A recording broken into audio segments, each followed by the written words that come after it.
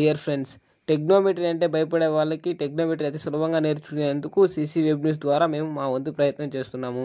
ఈ వీడియో ఫుల్గా చూడండి. మీకేమైనా డౌట్ ఉంటే కామెంట్ చేయండి. నెక్స్ట్ మా వీడియోలో మీ డౌట్ని క్లారిఫై చేసేందుకు మా వంతు ప్రయత్నం మేము చేస్తాం. Good morning children.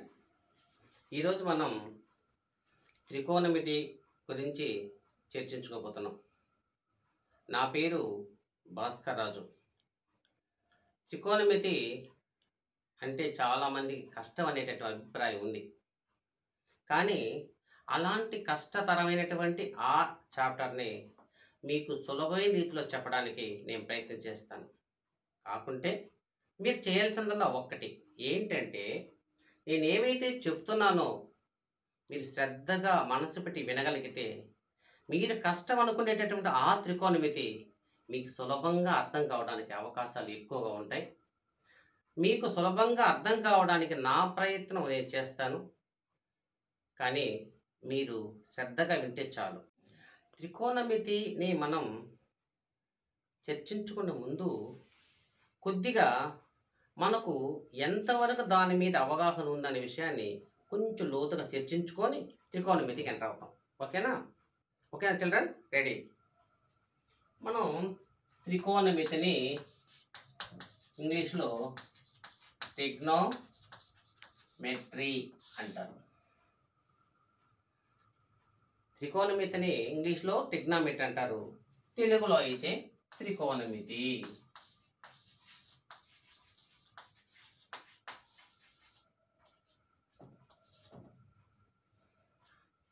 అంటే అర్థం ఏంటంటే, ఇందులోనే వాటి యొక్క అర్థం తెలిసిపోద్ది. త్రీ అంటే మూడు, కోణములు, మితి, కొలతలు. ఒక త్రిభుజంలో ఉండేటటువంటి మూడు కోణాలకి, మూడు భుజాలకు మధ్య ఉండేటటువంటి సంబంధాన్ని తెలుసుకోవడమే త్రికోణమితి. కాబట్టి త్రికోణమితి అనేటటువంటిది ఒక త్రిభుజం మీద ఆధారపడి ఉంటుంది. త్రిభుజం అనేటప్పుడు మామూలుగా చర్చించుకుంటాం. నంబర్ 1, వాటి భుజాల యొక్క కొలతలు ఉపయోగించి వాటికి కొన్ని పేర్లు ఉన్నాయి. ఒకటి ఏంటంటే సమబాహు త్రిభుజము.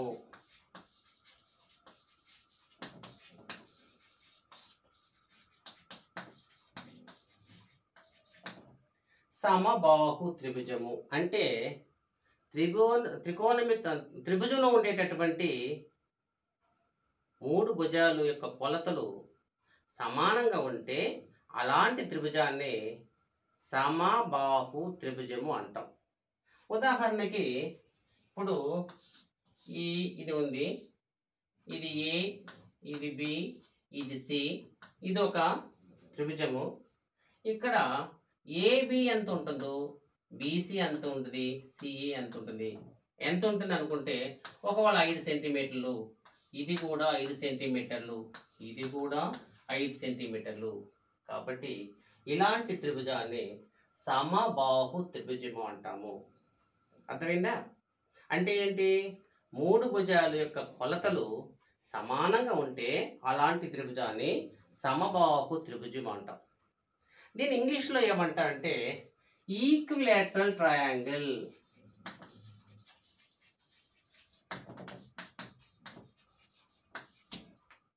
ఈక్విలేటరల్ ట్రయాంగిల్ అంటే మూడు భుజాల యొక్క కొలతలు సమానంగా ఉంటుంది అర్థం. నంబర్ 2, సమ ద్విబాహు త్రిభుజము. సమ ద్విబాహు త్రిభుజము. ద్వి అంటే 2, కాబట్టి త్రిభుజంలో ఉండేటటువంటి మూడు భుజాలలో 2 భుజాల యొక్క కొలతలు సమానమైతే అలాంటి త్రిభుజాన్ని సమ ద్విబాహు త్రిభుజం అంటాం. ఇది ఉదాహరణకి చూడండి, ఇలా ఉందనుకుంటున్నాం. ఇది ఏ, ఇది బి, ఇది సి, ఇది 5 సెంటీమీటర్లు, బీసీ కూడా 5 సెంటీమీటర్లు, ఏసీ 6 సెంటీమీటర్లు. ఇక్కడ ఏబి ఎంత ఉంటుందో బీసీ అంతే ఉంది. అంటే రెండు భుజాల యొక్క కొలతలు సమానమైంది కాబట్టి మనం వాటిని సమద్విబాహు త్రిభుజం అంటాం. ఇంగ్లీష్లో అయితే ఐసోసెలిస్ ట్రయాంగిల్,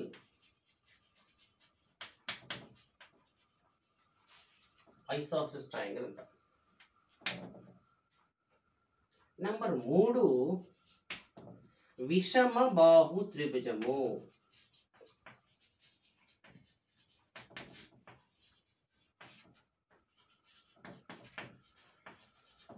విషమ బాహు త్రిభుజం అంటే ఒక త్రిభుజంలో ఉన్నటువంటి 3 భుజాల యొక్క కొలతలు వేరువేరుగా ఉన్నట్లయితే అలాంటి త్రిభుజాన్ని విషమ బాహు త్రిభుజం అంటాం. చూడండి, ఇక్కడ ఏ ఉంది, ఇక్కడ బి ఉంది, ఇక్కడ సి ఉంది. దీని యొక్క లెంగ్త్ పొడవు 5 సెంటీమీటర్లు ఉండొచ్చు, ఇది 6 సెంటీమీటర్లు ఉండొచ్చు, ఇది 4 సెంటీమీటర్లు ఉండొచ్చు. ఇక్కడ ఏబి 5 సెంటీమీటర్లు, బీసీ 4 సెంటీమీటర్లు, సిఏ 6 సెంటీమీటర్లు వేరువేరుగా ఉంది కాబట్టి దీన్ని విషమ బాహు త్రిభుజం అంటాము. ఇంగ్లీష్లో అయితే స్కాలన్ అంటాం. ఇంతవరకు మనం ఒక త్రిభుజం యొక్క కొలతలు బట్టి వాటి యొక్క పేర్లు ఎలా ఉంటుందో ఆ పేర్లు ఏంటో తెలుసుకున్నాం. కానీ ఇప్పుడు కోణాలు బట్టి తెలుసుకుంటాం. ఒక త్రిభుజంలో 3 కోణాల మొత్తం కూడా 180 అని మనకు తెలుసు. ఆ 3 కోణాలలో ఒక కోణం 90 డిగ్రీలు ఉన్నట్లయితే అలాంటి త్రిభుజాన్ని లంబ కోణ త్రిభుజము అంటాం. దీని ఇంగ్లీష్లో అయితే రైట్ యాంగిల్ ట్రయాంగిల్ అంటారు. అర్థమైందా? అది ఎలా ఉంటుందో చూద్దాం. ఈ విధంగా వేయగలిగితే ఈ త్రిభుజాన్ని లంబకోణ త్రిభుజం అంటాము. ఇంగ్లీష్లో అయితే రైట్ యాంగిల్ ట్రయాంగిల్ అంటారు. ఎందుకు అంటే ఇది ఏ, ఇది బి, ఇది సి అనుకుంటే బి 90 డిగ్రీలు ఉంది కాబట్టి ఇక్కడ బి అనే కోణం 90 డిగ్రీలు ఉంది కనుక ఈ ట్రయాంగిల్ని, ఈ త్రిభుజాన్ని లంబకోణ త్రిభుజము అని అంటాం. అర్థమైందా? ఈ లంబకోణ త్రిభుజంలో ఒక్కొక్క భుజానికి ఒక్కొక్క పేరు ఉంటాయి. ఇందులో ఏమేమి భుజాలు ఉన్నాయి? ఒకటి ఏబి అనేటటువంటి ఒక భుజం ఉంది, తర్వాత బీసీ అనేటటువంటి భుజం ఒకటి ఉంది, తర్వాత ఏసీ అనేటటువంటి భుజం ఉంది. ఇక్కడ 3 భుజాలు ఉన్నాయి. ఇప్పుడు మనం ఏం చేస్తున్నామంటే ఏ అనేటటువంటి కోణానికి ఎదురుగా ఉండేటటువంటి ఈ బీసీ భుజాన్ని ఏమంటామంటే యాంగిల్ ఏకి ఎదురుగా ఉండే భుజం కనుక దాన్ని ఎదుట భుజము అంటాము. కాబట్టి దీని ఎదుటి భుజము అంటాం. తర్వాత ఏబిని ఆసన్న భుజము. ఆసన్నం అంటే అది కింద కూర్చున్నట్టు అనిపిస్తుంది కనుక దీన్ని ఆసన్న భుజము, అంటే భూమికి సమాంతరంగా ఉంటుంది కాబట్టి ఆసన్న భుజం అంటాము. ఇంగ్లీష్లో దాన్ని అడ్జసెంట్ సైడ్ అంటారు. అర్థమైందా? కాబట్టి దీని ఆసన్న భుజము.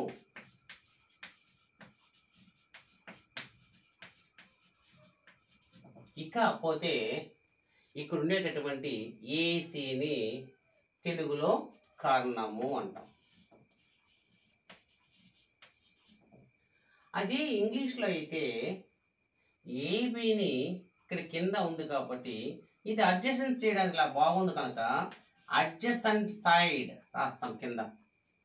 ఏబిని ఇంగ్లీష్లో ఏమంటారంటే అడ్జసెంట్ సైడ్. బీసీని ఆపోజిట్ సైడ్. అదేవిధంగా సిఏని హైపోటెన్యూస్ అంటారు. చూసారా? ఇది లంబకోణ త్రిభుజం కనుక వీటికి 3 భుజాలు ఉన్నాయి. 3 భుజాలకి ఒక్కొక్క భుజానికి ఒక్కొక్క పేరు ఉంటుంది. ఏంటి అంటే యాంగిల్ ఏ యొక్క కోణం యొక్క ఎదురుగా ఉంది కాబట్టి ఎదురుగా ఉండేటటువంటి ఈ బీసీ భుజాన్ని ఎదుట భుజము అంటాం. ఇక ఏబిని ఏమంటాము? ఆసన్న భుజం అంటాము. ఇక మిగిలింది ఏసీని కర్ణము అంటున్నాం. అది ఇంగ్లీష్లో అయితే ఏబిని అడ్జసెంట్ సైడ్ అంటాము, బీసీని ఆపోజిట్ సైడ్ అంటాము, ఏసీని హైపార్ట్నస్ అంటాము. అర్థమైందా? ఎప్పుడు ఇలాంటిదంటే ఏ త్రిభుజం అయితే రైట్ యాంగిల్ ట్రయాంగిల్ ఉంటుందో, ఏ త్రిభుజం అయితే లంబకోణ త్రిభుజం అవుతుందో ఆ త్రిభుజానికి ఉండేటటువంటి భుజాలకి ఇలాంటి పేర్లు ఉంటుంది. ఈ పేర్లు ఉంటాయి. ఇది మీరు గుర్తుంచుకోవాలి. ఇక నెక్స్ట్ చూద్దాం. ఇప్పుడు ఏం చేస్తామంటే ఇది ఒక రైట్ యాంగిల్ ట్రయాంగిల్ అంటే ఒక లంబకోణ త్రిభుజం. ఇందాక అనుకున్నట్టే ఆ కింద ఉండేటటువంటి ఆ ఏబిని ఆసన భుజం అంటాము, దాని అయితే ఇంగ్లీష్లో అడ్జసెంట్ సైడ్ అని అంటున్నాము. దీన్ని కూడా బీసీని ఆపోజిట్ సైడ్ అంటారు, దీని హైపార్టనస్ అంటున్నాం.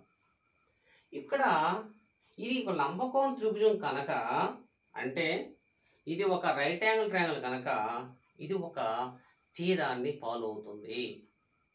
ఆ తీరం పేరు పైథాగరస్ సిద్ధాంతము, పైథాగరస్ తీరము అంటారు.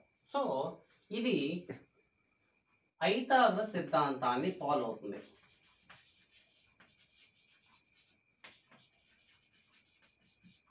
అది ఏంటి అంటే పైథాగరస్ థియరం అంటే ఏంటంటే కర్ణము square is equal to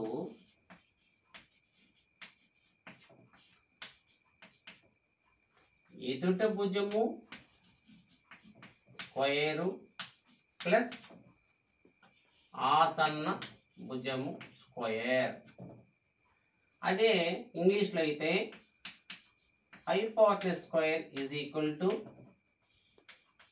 opposite square plus adjacent side square.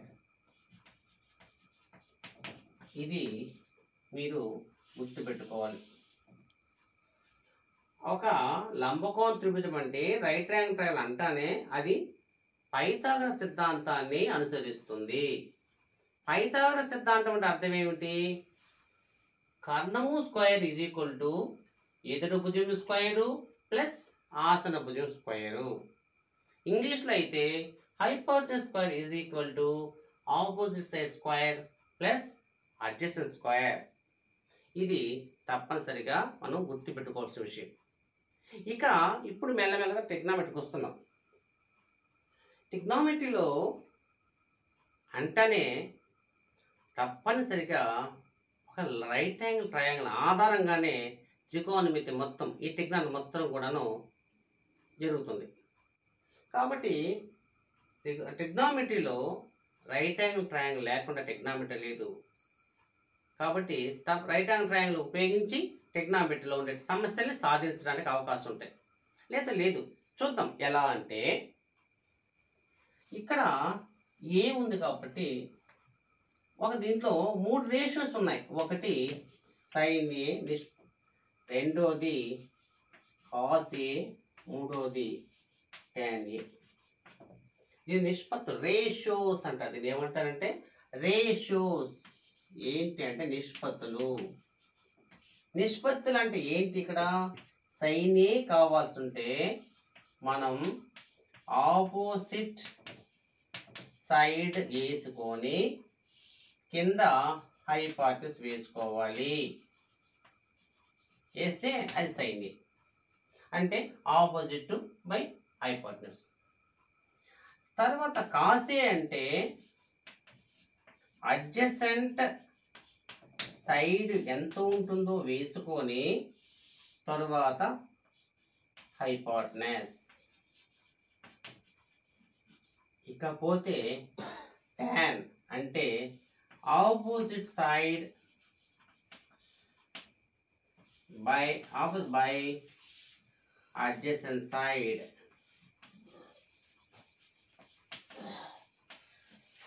చూడండి, సైన్ ఏ నిష్పత్తి ఏమిటి? సైన్ ఏకి రేషియో ఏంటంటే ఆపోజిట్ సైడ్ వేసుకొని దాని కింద హైపోటెన్యూస్ వేసుకుంటే అది సైన్ ఏ లెక్క. రెండోది cos A is equal to, cos A అంటే అర్థం ఏంటమ్మా అంటే అడ్జసెంట్ సైడ్ వేసుకొని తర్వాత దాని కింద హైపోటెన్యూస్ వేసుకుంటే అది కాస్ ఏ. మూడోది tan A opposite side by adjacent side. ఎలా అంటే చూద్దాం. ఇక్కడ ఆపోజిట్ ఎంత, బీసీ బై హైపోటెన్యూస్ ఎంతమ్మా, ఏసీ. అదేవిధంగా కాస్ ఏ అంటే అడ్జసెంట్ సైడ్ బై హైపోటెన్యూస్ అంటే ఏబి బై ఏసీ. ఇక opposite side by adjacent side అంటే బీసీ బై ఏబి. ఇది రేషియోస్. వీటిని రేషియోస్ అంటారు. కాబట్టి సైను, కాసు, టాన్. వీటికి మల్టిప్లికేటివ్ ఇన్వర్స్ అని అంటారు. ఏంటంటే ఇన్వర్స్ ఏముంటుందంటే సైన్ ఏని మనం రివర్స్ చేసుకుంటే, ఇన్వర్స్ చేస్తే ఇక్కడ ఎస్ ఉంది కనుక ఇక్కడ సి రావాలి అని కాస్ వేయకూడదు. కాబట్టి కోసికెంట్ సార్, కాబట్టి COSEC cosecant A is equal to తిప్పించి వేసుకోవడం. ఏంటి ఇక్కడ హైపోటెన్యూస్ బై ఆపోజిట్. ఇక్కడ సి ఉంది కనుక ఇక్కడ ఎస్ రావాలి. కాబట్టి సైన్ వేసుకోకూడదు. కాబట్టి secant A hypotenuse by adjacent side by adjacent side. Next tan. దీన్ని కాట్ గా మార్చుకుంటాము. Cot A is equal to adjacent side by opposite. చూడండి, సైను, కాసు, టాను. సైన్కి ఇన్వర్స్ అంటే మల్టిప్లికేటివ్ ఇన్వర్స్ అనమాట. దాని గుణకార విలోమము.